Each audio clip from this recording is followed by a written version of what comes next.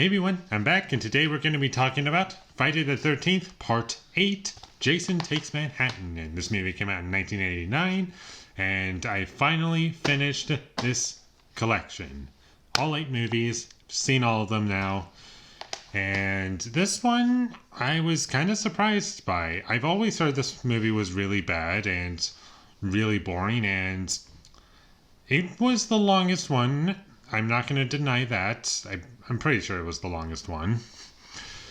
And somehow I didn't feel it that much. I did not feel the runtime, mostly because it kind of followed the same formula as the 7th movie, mixed with the 6th movie in ways, where you have Jason killing people every 15 minutes. Sometimes it's false, but when it's actually happening, it's kind of funny, even if the effects don't look that great. And there's some really bad effects in this movie, and that's really what drags this movie down and makes it stand out. But entertainment-wise, I wasn't that bored by it. I thought it was about as entertaining as most of the Friday the 13th movies for me personally.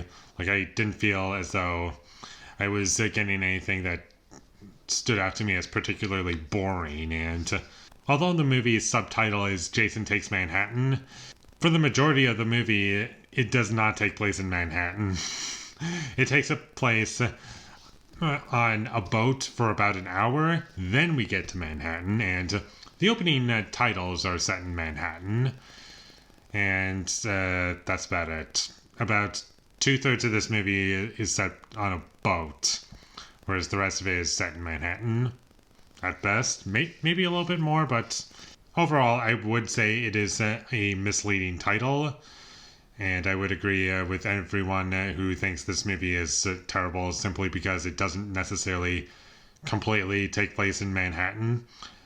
But what I will say is that once we do get to Manhattan, it is kind of fun just watching Jason in a crowd of people. Oh, this is a bit different, especially for a Friday the 13th movie.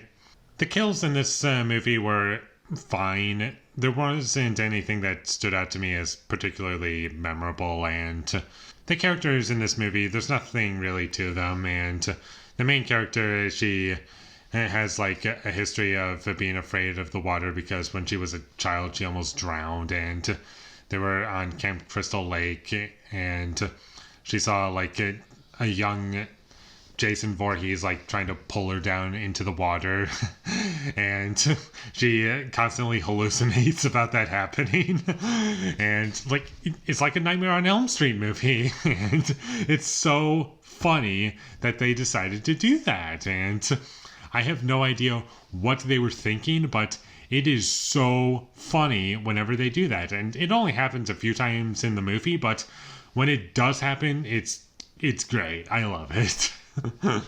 And in this movie, I don't remember this happening in any of the previous Friday the 13th movies, but I think this is where it started, where Jason Voorhees is able to teleport, without making a sound.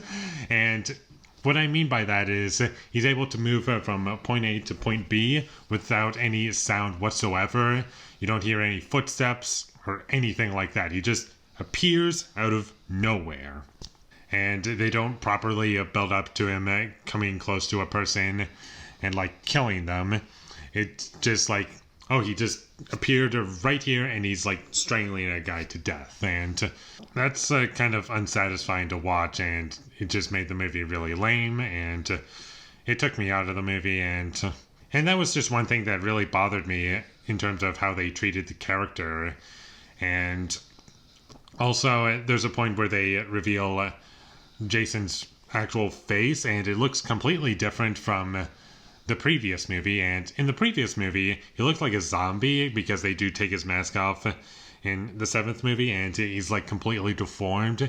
And the makeup, it looks great, but in this movie, it looks like it looks terrible. It looks like the makeup is about to fall off, and it was not good at all. And taking off his mask in this movie was a really, really bad idea. And there was one gag where he took his mask off to show off to some guys that he was I'm not dealing with you, basically.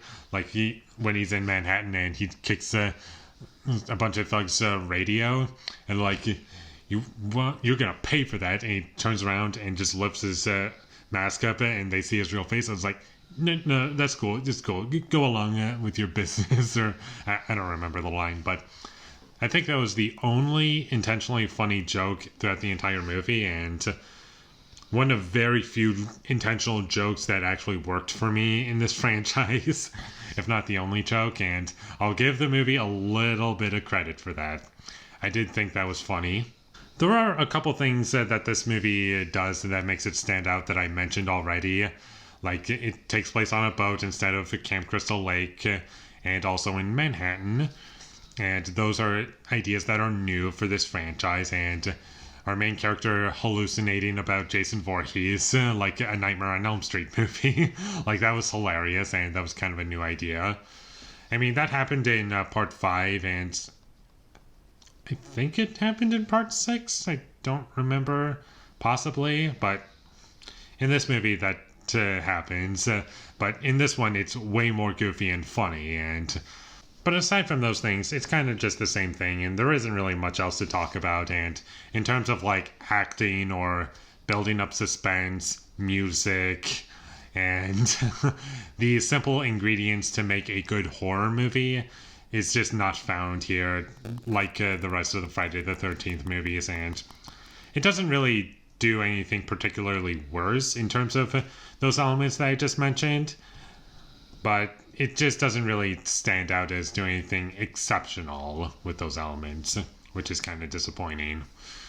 And overall, I don't know. I might rewatch this one because it was kind of entertaining to me, and I was laughing at the stuff that it failed miserably at, and like, I don't know. It was just funny to me, and I don't have much else to say about it. And with all that being said, I'm going to give Friday the 13th Part 8, Jason Takes Manhattan, a 4 out of 10. Thank you for watching my videos as always. If you enjoyed this review, be sure to leave a like and comment down below you thought of Friday the 13th Part 8, Jason Takes Manhattan.